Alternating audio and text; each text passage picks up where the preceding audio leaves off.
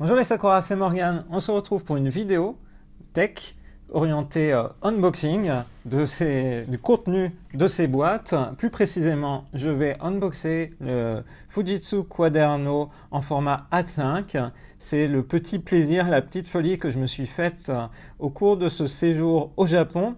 Je vais à la fois vous expliquer pourquoi et un petit peu les objectifs que je compte réaliser avec cet appareil. Il y a trois boîtes parce qu'il y a une boîte qui contient le matériel, il y a une boîte qui contient juste un protège-écran et enfin il y a une boîte qui contient une housse de transport. Alors on va y aller. Donc d'abord en introduction, le Fujitsu Quaderno c'est donc une tablette, ce que est labellisé au Japon Digital Paper parce que c'est Sony qui en premier a lancé des tablettes de ce type-là, c'est-à-dire des tablettes un peu comme des liseuses, c'est-à-dire le même type d'écran avec de l'encre électronique. En l'occurrence, Sony est connu pour deux modèles qui coexistent dans le line-up au Japon et aux États-Unis. C'est un matériel malheureusement non distribué en France avec un format A4 et un format A5. Et en 2019, Fujitsu a lancé son propre produit, donc encore une entreprise japonaise, sous le label Quaderno. En fait, elle reprend quasiment exactement le form factor, le design et même l'intérieur des tablettes de Sony. L'élément le plus différenciant, c'est le logiciel à l'intérieur et le prix. C'est pour ça que j'ai choisi de prendre le Fujitsu Quaderno en format A5. Alors le format A5 parce que il était assez rapide dans les tests que j'ai pu faire en magasin. En plus, il est facilement transportable. C'est un format à mi-chemin entre finalement une liseuse comme ici un Kindle Oasis de 7 pouces ou alors un iPad comme ici. Et du coup, je me dis, ça va vraiment m'être utile. Et c'est un élément qui m'est devenu de plus en plus nécessaire à fur et à mesure que vraiment le télétravail s'imposait partout, je trouve.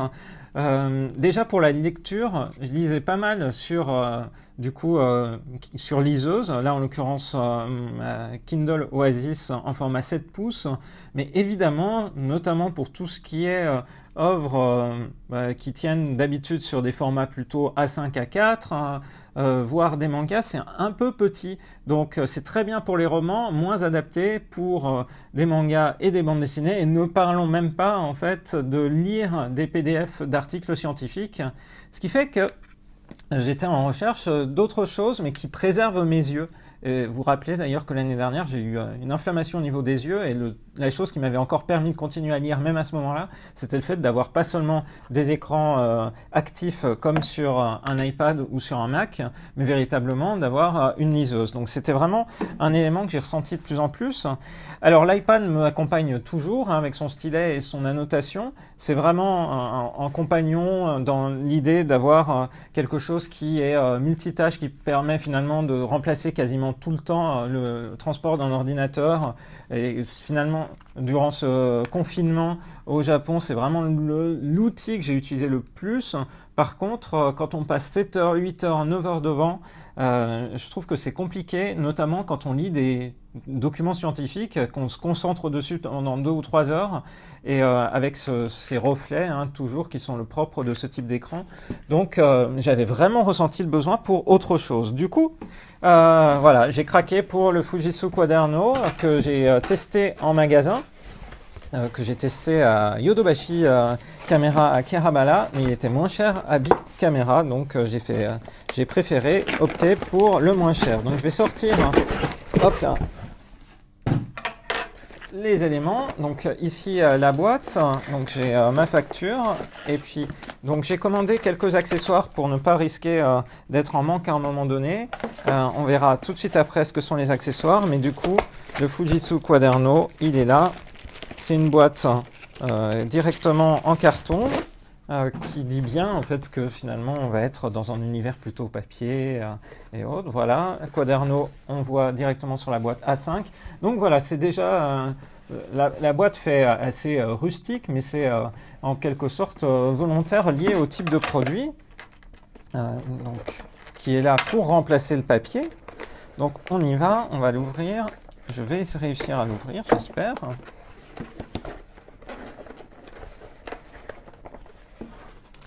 Aurais-je raté des choses. Non. Non, c'est juste que le carton est un peu réticent. Donc voilà, Quaderno, on y va. Hop là. Wouhou. Donc, il y a la garantie de Fujitsu. On se préoccupera de ça plus tard. Il y a ensuite des petits éléments qui sont assez importants, voire carrément primordiaux. Hop. Voilà. Donc, alors, le stylet, puisque donc c'est une tablette en encre électronique qui s'écrit. Donc vraiment cette appellation Digital Paper, je trouve qu'elle avait été bien trouvée par Sony qui avait lancé la chose. Donc voilà, un stylet du coup avec mine. On va sortir le stylet, comme ici, voilà. Donc vous pouvez voir le stylet. Avec dessus, il y a deux boutons. Il y a un bouton qui permettra d'utiliser la gomme. Je trouve ça plutôt malin en fait d'avoir mis des éléments de gomme au niveau des boutons. Parce que je trouve que sur les premières tablettes PC que j'avais utilisées il y a 12 ans à peu près, il y avait véritablement cette idée d'utiliser la gomme comme sur une vraie gomme, mais je trouve que quand on est face à un écran de type ordinateur ou tablette, on se sert plutôt d'un bouton pour passer d'un mode à l'autre.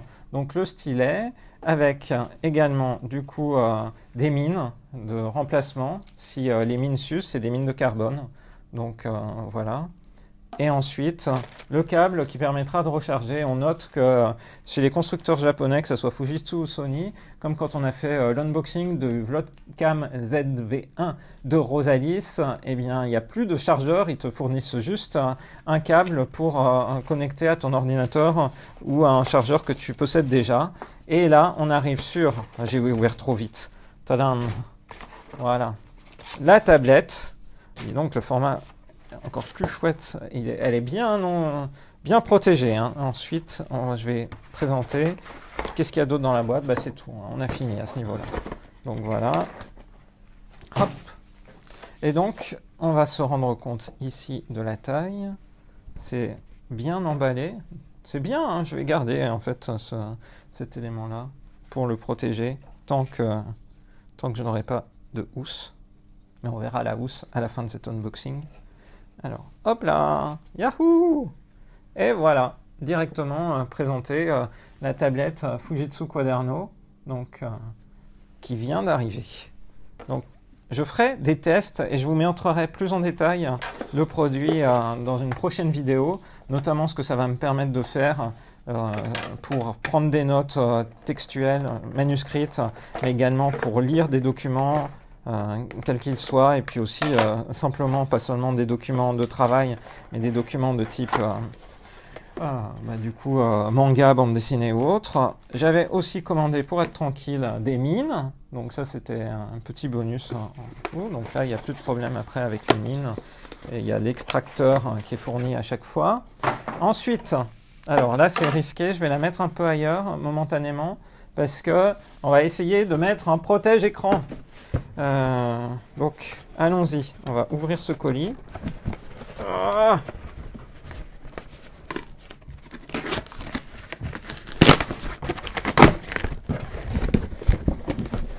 Alors ça, malheureusement, il n'était pas en magasin. Il fallait vraiment que je le commande sur Amazon, mais je suis pas fan de l'ultra emballage d'Amazon avec du carton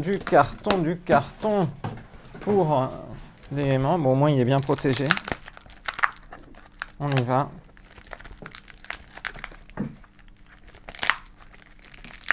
Alors, pendant ce temps, Rosalis vous montre la taille, effectivement, en termes de largeur par rapport à un magazine de prépublication. Donc là, le Gassan, qui a la même taille que le Jump, par exemple. Et voilà, un élément de overlay paper pour venir se mettre sur la tablette.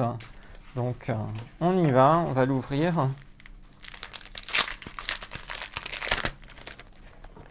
Et va commencer la partie complexe de la protection de l'écran. Et vous allez m'entendre pleurer souvent parce que mettre sur ça. Donc voilà, le protège-écran qui est disponible, qui était bien protégé. Hein, il ne risquait pas de se couper. Donc voilà, il est livré tel quel, brut, de fonderie, on aurait envie de dire. Donc voilà, qui est destiné à être mis dessus. Donc on va le mettre avant qu'elle ait de la poussière.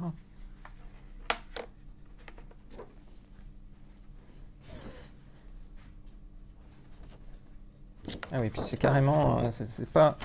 Ah.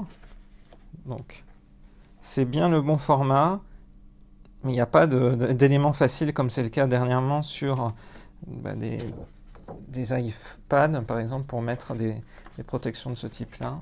Aïe, aïe, aïe, aïe.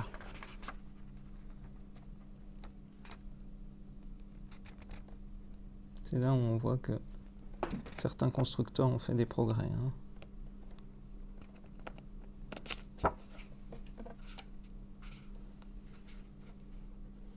Le stress.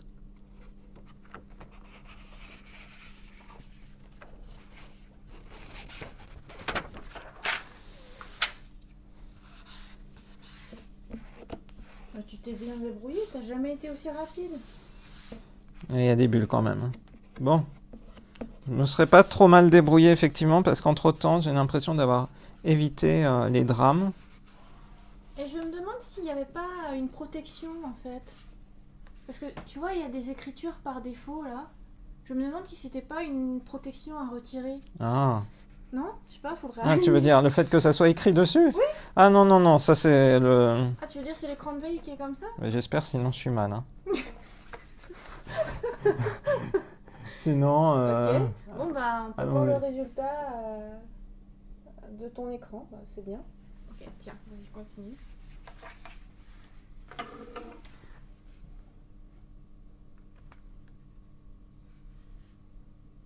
Vas-y, mets-le à plat. Ah, Oh. t'as raison. Ok. Bon bah, j'ai rien dit, tant mieux. Tant mieux pour toi. J'aurais pleuré. Bon, du coup, il reste pas mal de bulles à faire disparaître, mais bon, du coup, on s'occupera de ça en dehors de la vidéo. Ok. Donc, elle est en train de se lancer. Oh là là, le nombre de bulles, oui, c'est vraiment... Ça nécessitera un travail à part entière, hein, de faire disparaître toutes ces bulles. Bah, t'as ton autre paquet pendant ce temps.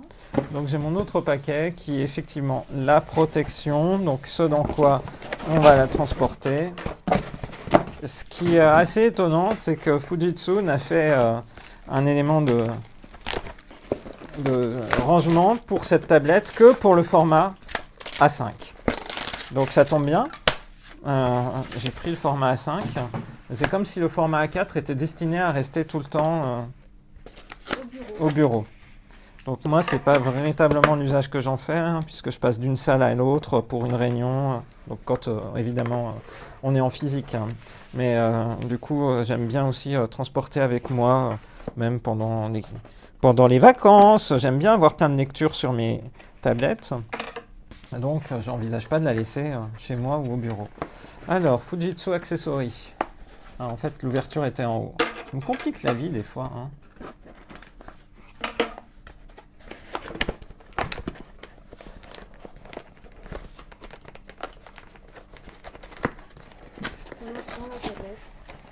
Elle en est où? Tu peux faire l'initialisation. Normalement, elle propose 2 langues maintenant, ce qui est assez incroyable parce qu'elle propose à la fois le japonais et l'anglais. C'est vrai? Tu veux que je choisisse? Tu peux choisir. Ça, j'ai mis l'autre.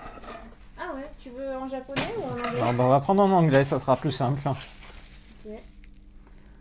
Voilà, donc on a vu dans la boîte l'élément en question et la protection qui arrive directement ici. Du coup, ils expliquent à propos du stylet. Qui a été pensé pour. Voilà. Alors, très intéressant. Morgane, est-ce que tu es du style à tenir ton stylet comme moi, comme ça, ou est-ce que tu tiens comme ça? Je pense que toi, t'es comme ça. Regarde, c'est drôle. Ah ouais, c'est marrant. Bah toi, c'est comme ça. Ah oui, moi c'est comme ça. Ah. Hein. Ah non, toi, tu tiens comme ça. Non, moi j'écris comme ça. Oui, c'est-à-dire que tu tiens comme ça, tu tiens pas comme ça. C'est comme les baguettes. Toi, tes baguettes. Genre moi, mes baguettes, je les tiens comme ça. Mais toi, Morgane, tu les tiens un peu comme ça, là. Je vois. Bon, bref, du coup, J'ai l'impression que pour toi, le choix, c'est ça. Ah, Go. Ah, mais en plus, il faut que tu initialises, en fait. Faut que tu fasses ouais, un faut que test. tu fasses le test après. Ok, bon, bah, après, je te le laisse. Et après, du coup, tu vas l'installer dans sa pochette protège. Et puis, voilà. Mais ce qui est étonnant, c'est que c'est une protection où c'est pas magnétique, c'est du scotch. Quoi? Ah, c'est bizarre, ça fait un peu old school. C'est un peu old school pour cet élément-là. Donc, hold the Mais c'est pen. bien, tu peux mettre ton stylet.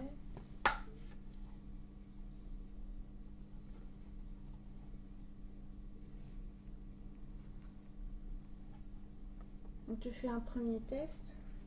Oui, malheureusement, il va falloir recharger le stylet qui n'a plus de batterie. Ah, tu dois faire un carré. Oui. Et donc, pour recharger le stylet, c'est comme ça. C'est du coup de l'USB. Cet élément-là est un petit peu, entre guillemets, dommage parce que je pense qu'ils auraient pu faire un système de recharge par induction. Bon, d'un autre côté, on voit bien qu'Apple a attendu très longtemps avant de fournir ce système-là sur les iPads. D'ailleurs, leurs iPads, à part l'iPad Pro, ne fournissent pas cette possibilité-là. Donc, c'est quelque chose qui viendra plus tard. Ok, bah, c'est Voilà. pas grave pour Voilà, l'initialisation. pour l'initialisation, Au moins, tu peux la mettre dans tout la à fait. pochette. tout à fait. Alors, je referme. Je voulais juste montrer un élément qui est quand même pensé pour, c'est-à-dire le stylet. Pour pas que tu le perdes, il y a une accroche pour. Donc, voilà. Donc, ils ont pensé à faire l'accroche. C'est vrai que pour toi qui as tendance à perdre ton stylet d'iPad, c'est pas mal. Ah ouais. Ok. C'est plutôt malin, parce que c'était quelque chose qui clairement manquait sur la première génération d'iPad Pro. Voilà, donc j'espère que cette vidéo d'unboxing du Fujitsu Quaderno A5 vous aura intéressé, et je vous donne rendez-vous dans une prochaine vidéo pour faire un test plus complet de ce matériel. Bye bye! Évidemment, tu l'as pas mis dans sa pochette. Ah bah mince, ça va. Du coup, après, il s'accroche là.